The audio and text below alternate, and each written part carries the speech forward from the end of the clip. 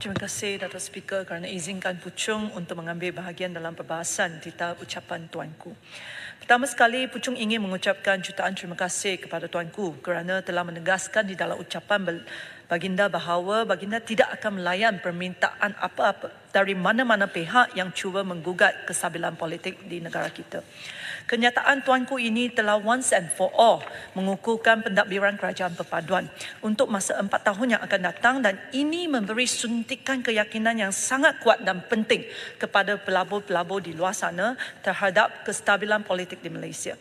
Puchung juga ingin mengucapkan syabas dan tahniah kepada kerajaan perpaduan yang dipimpin oleh Yang Amat Berhormat Datuk Seri Anwar Ibrahim, kerana walaupun pada tahun lepas kerajaan mengalami cabaran politik yang kuat dengan adanya pilihan raya negeri pada Ogos dan juga langkah-langkah yang berbeza seperti langkah Dubai yang cuba menggugat kestabilan kerajaan perpaduan, Malaysia telah pun berjaya mencatatkan pelaburan diluluskan yang tertinggi dalam sejarahnya berjumlah RM329.5 bilion.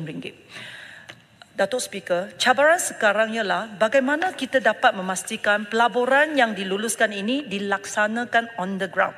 Kerana masa inilah pelabur benar-benar ambil duit, masukkan duit mereka ke pasaran kita, dan masa inilah rakyat boleh merasai angka-angka besar yang telah pun diumumkan oleh kerajaan. Tambahan lagi, jika kita dapat mempercepatkan pelaksanaan projek-projek pelaburan dalam masa terdekat, terutamanya dalam suku pertama, suku kedua dan suku ketiga untuk tahun ini ia dapat meningkatkan permintaan ringgit di pasaran mata wang dan sekaligus membantu juga meningkat nilai ringgit. Dengan itu, Puchung ingin tahu apakah strategi kerajaan untuk memastikan projek pelaburan yang diluluskan dapat dilaksanakan dengan secepat mungkin.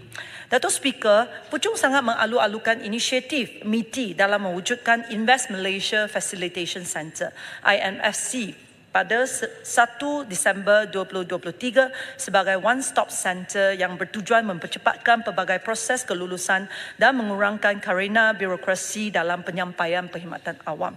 Penubuhan IMFC ini juga adalah selari dengan nasihat Tuanku untuk cut the red tape dan boleh menjadi pemangkin dalam memastikan pelaburan yang komited dapat dilaksanakan. MITI telah pun mengambil langkah pertama yang betul, syabas dan tahniah. Walau bagaimanapun, cabaran sekarang ialah bagaimana IMFC boleh menjalankan fungsinya. Kerana kebanyakan pihak, saya nampak kenyataan media, tengok baca, kebanyakan pihak yang terlibat dalam permohonan pelaksanaan pelaburan adalah bukan di bawah bidang kuasa MITI, seperti Jabatan Custom, Jabatan Immigration, HDN dan lain-lain, serta kerajaan negeri dan juga tempatan. Oleh itu, Puchung ingin tahu bagaimana IMFC boleh memastikan agensi-agensi yang bukan di bawah MITI memberi kerjasama yang sepenuhnya kepada pelabur-pelabur, sama ada dari asing ataupun domestik. Adakah IMFC boleh menetapkan KPI dari segi tempoh permohonan dan kelulusan yang perlu dicapai oleh agensi-agensi ini? Ataupun IMFC setakat boleh mengadakan mesyuarat penyelarasan? Kerana itu bidang kuasa ataupun punca kuasa IMFC akan menetapkan sama ada IMFC efektif ke tidak. Bagaimana pula dengan permohonan yang perlu kerjasama daripada kerajaan negeri dan juga tempatan? Adakah MAIDA akan mewujudkan IMFC di peringkat negeri dan juga wilayah untuk memastikan pelabur-pelabur, terutamanya mereka yang membawa teknologi tinggi, dapat mendapat perkhidmatan awam yang bukan sahaja baik di Malaysia tetapi world class? Puchung ingin menyuruh kerajaan untuk memastikan bahawa IMFC bukan sahaja diberi sumber yang mencukupi, tetapi yang paling penting untuk saya adalah punca kuasa yang mencukupi daripada Kabinet untuk menjalankan kerja-kerja penyelarasan dan juga pengurangan karena birokrasi yang efektif. Datuk Speaker, seterusnya Puchung ingin membangkitkan isu berkenaan dengan standard pendidikan negara kita. Puchung sangat bimbang dengan prestasi pelajar kita di PISA berbanding dengan negara-negara lain. PISA adalah penilaian pelajar antarabangsa yang dibuat setiap 4 tahun untuk mengukur keupayaan kanak-kanak berumur 15 tahun dalam membaca, matematik dan sains. Keputusan terkini telah meletakkan Malaysia di tanggal ke-60, 53, 52 daripada 80 negara dalam membaca, matematik dan sains masing-masing. Datuk Speaker, di tangan saya ini adalah Executive Summary for Malaysia Education Blueprint 2013 to 2025. Pelan Pembangunan Pendidikan Malaysia. Blueprint ini dihasilkan masa Yang Berhormat Pago menjadi Menteri Pendidikan.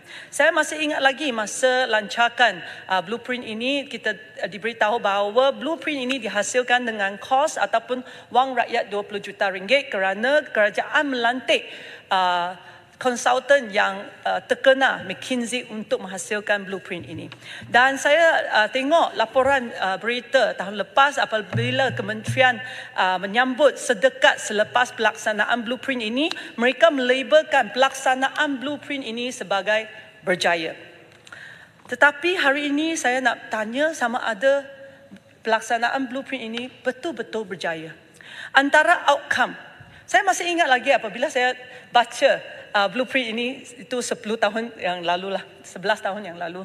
Apabila kita baca, antara outcome ataupun keberhasilan utama yang ingin dicapai, yang nak dicapai melalui transformasi pendidikan berdasarkan blueprint ini ialah untuk meningkatkan kedudukan pencapaian negara daripada kumpulan sepertiga terbawah kepada kumpulan sepertiga teratas dalam kalangan negara yang menyertai penilaian peringkat antarabangsa seperti PISA dalam tempoh 15 tahun, iaitu menjelang tahun 2028.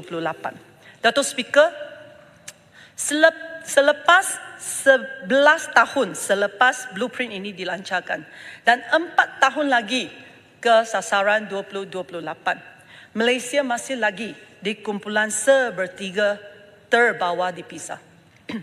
Kita berada di tempat keempat di rantau Asia Tenggara selepas Singapura, Vietnam dan Brunei. Saya telah membaca dengan teliti analisis terkini PISA dan ia agak membimbangkan.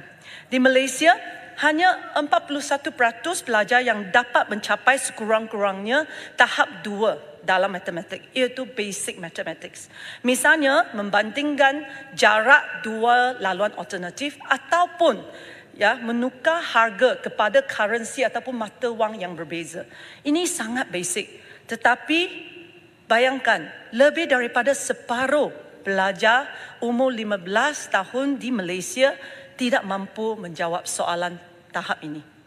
Kalau kita meletakkan perspektif, peratus 41% ini adalah jauh lebih rendah daripada purata negara OECD, iaitu 69%, 28% lebih rendah.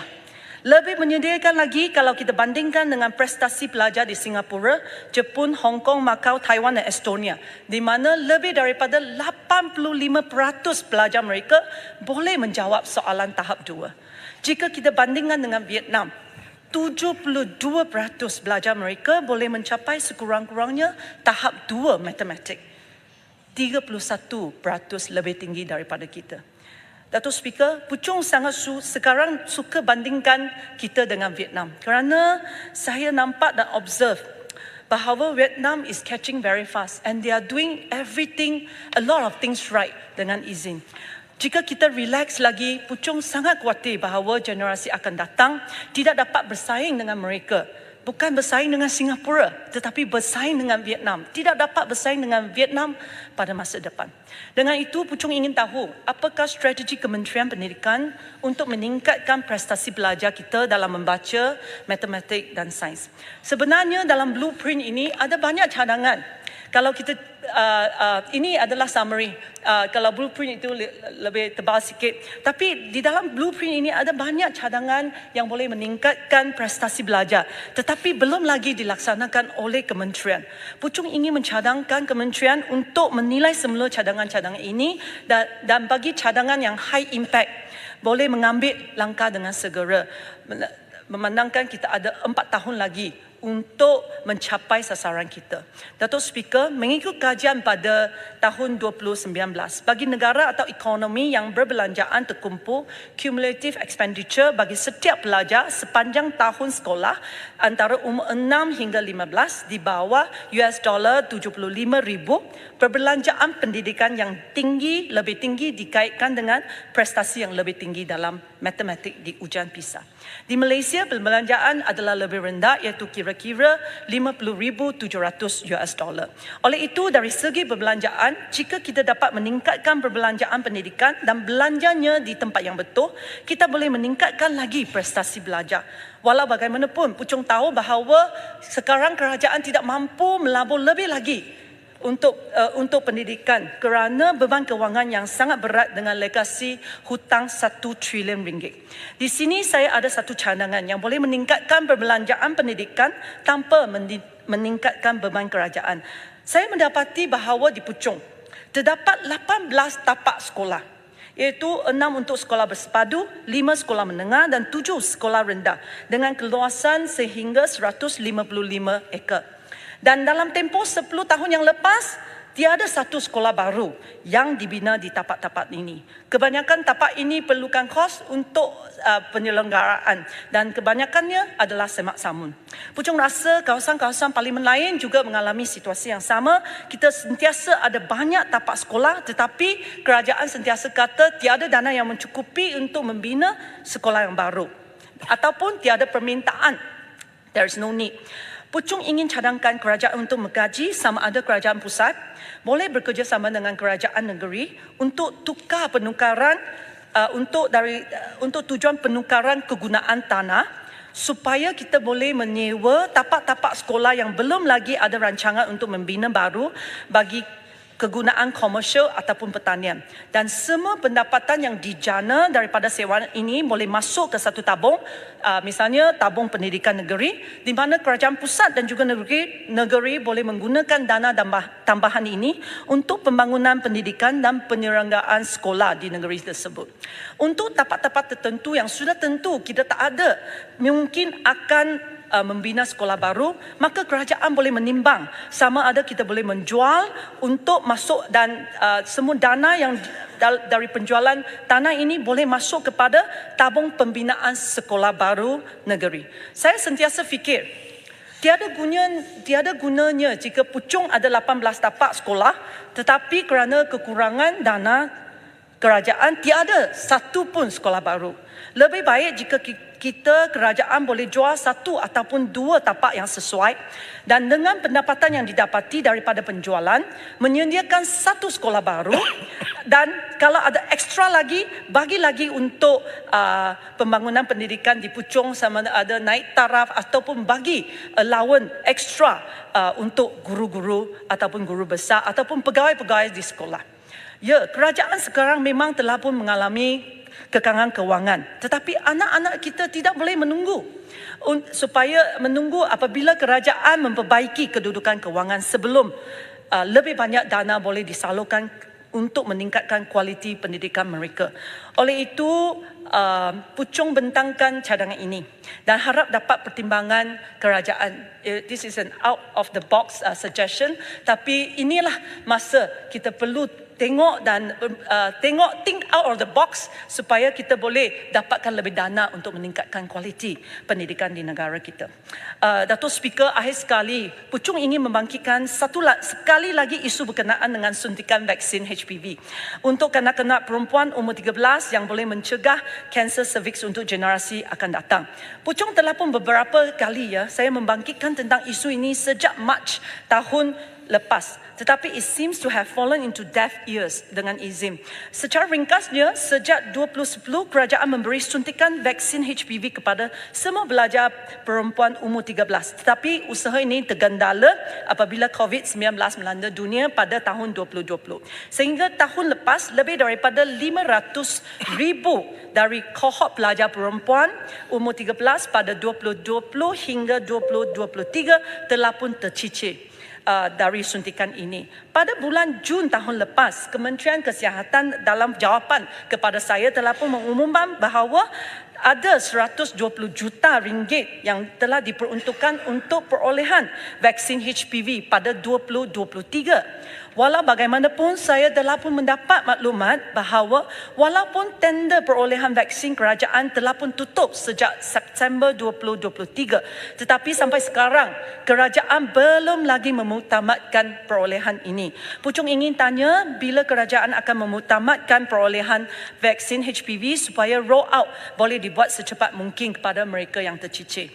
Mengikut penyata JKPK Wanita, Kanak-kanak dan Pembangunan Masyarakat, Kementerian Kesihatan telah pun berancang untuk roll out untuk suntikan 820,000 suntikan vaksin HPV untuk tahun ini.